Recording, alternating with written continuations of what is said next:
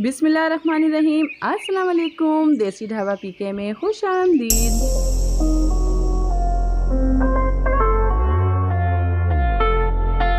आज मैं बना रही हूँ कीमा पराठा, वो भी आटे की डो में, जो कि डायबिटिक के मरीज भी बहुत आसानी और इजीली खा सकते हैं। तो चलते हैं अपनी रेसिपी की तरफ। Try to it.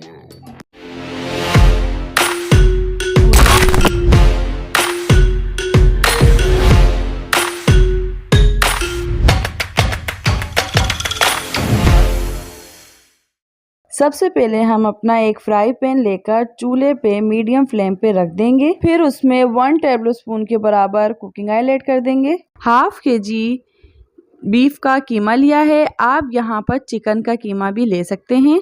1 टीस्पून लहसुन अदरक का पेस्ट ऐड कर देंगे। अब हम इसको गोश्त के पानी में भून लेंगे ताकि इसकी स्मेल ख़त्म हो जाए और गोश्त भी अच्छा सा भुन जाए और इसका पानी भी खुश्क हो जाए। 10 से 15 मिनट में हमारा ये गोश्त अच्छा सा भुन गया है और इसमें हम 1 टीस्पून के बराबर कुकिंग ऑयल ऐड कर देंगे और 4 अदद मैंने प्याज ली थी नॉर्मल साइज़ की चॉप की हुई, हरी प्याज हाफ कप, चॉपिड शिमला मिर्च हाफ कप, हरी मिर्चें 3 से 4 बारीक कटी हुई, ज़ीरा पाउडर 1 टेबलस्पून, कुटी मिर्चें 1 टेबलस्पून, गोल काली मिर्चें पाउडर हाफ टी स्पून हल्दी, 1 टेबलस्पून कुटे धनिए,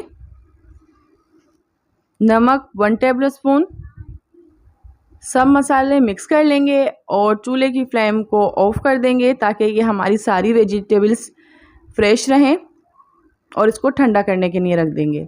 चलते हैं अपनी पराठों की डो की तरफ। तो यहाँ पर मैंने गंदम वाला आटा लिया है, आप इसकी जगह मैदा भी ले सकते हैं, फाइन आटा भी ले सकते हैं।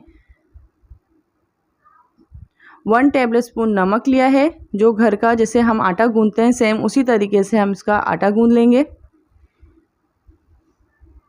नीम गर्म पानी लेंगे और थोड़ा थोड़ा करके पानी ऐड कर देंगे और अपनी सॉफ्ट डो तैयार कर लेंगे।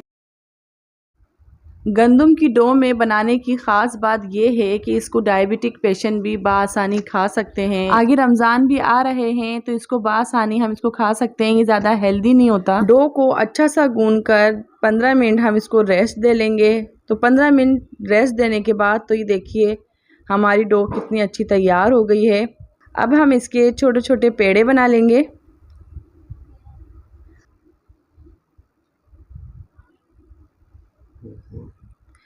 तो इसको हम इस तरीके से गोल गोल पेड़े बना लेंगे बहुत सॉफ्ट हाथों से। तो ये देखिए कितनी आसानी से हमारा गोल पेड़ा तैयार हो गया है।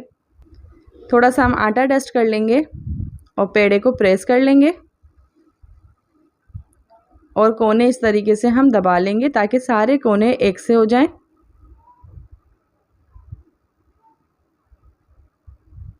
और अब हम इसको बेल लेंगे।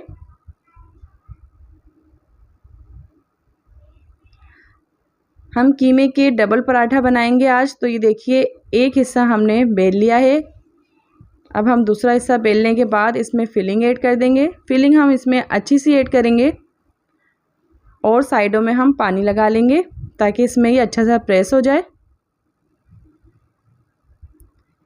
एक पराठा मैंने इस तरीके से उंगलियों की मदद से प्रेस कर लिया था और एक पराठा मैंने फोक से इस तरीके से प्रेस करके दिखा रही हूँ आपको। तो ये बहुत ही खूबसूरत शेप में बनकर तैयार हुआ था।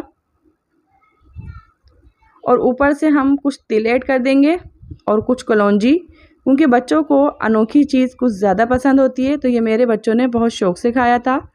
और इसकी हम एयर निकाल देंगे। एयर बढ़ने से ये होता है कि इसके दोनों साइड अलग हो जाते हैं। अगर हम इसकी एयर निकाल देते हैं तो ये एक सा बन के तैयार होता है। तवा मीडियम फ्लेम पर पहले ही मैंने चूल्हे पे रख दिया था और यहाँ पर हमने अपना पराठा भी ऐड कर दिया था। 1 मिनट के बाद हमने पराठे को पलट दिया था और इसमें घी ऐड कर दिया था। आप इसको असली घी में भी बना सकते हैं, मक्खन में भी बना सकते हैं। तो ये देखिए कितना क्रिस्पी पराठा बनकर हमारा तैयार हुआ है।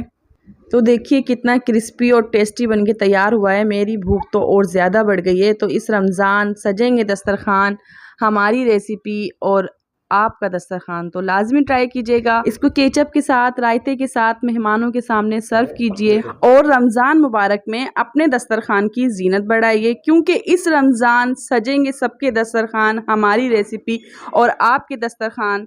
मिलते हैं एक नई रेसिपी के साथ। अपना ढेर सारा ख्याल रखिएगा, मुझे दुआओं में याद रखिएगा। अल्लाह हाफिज़।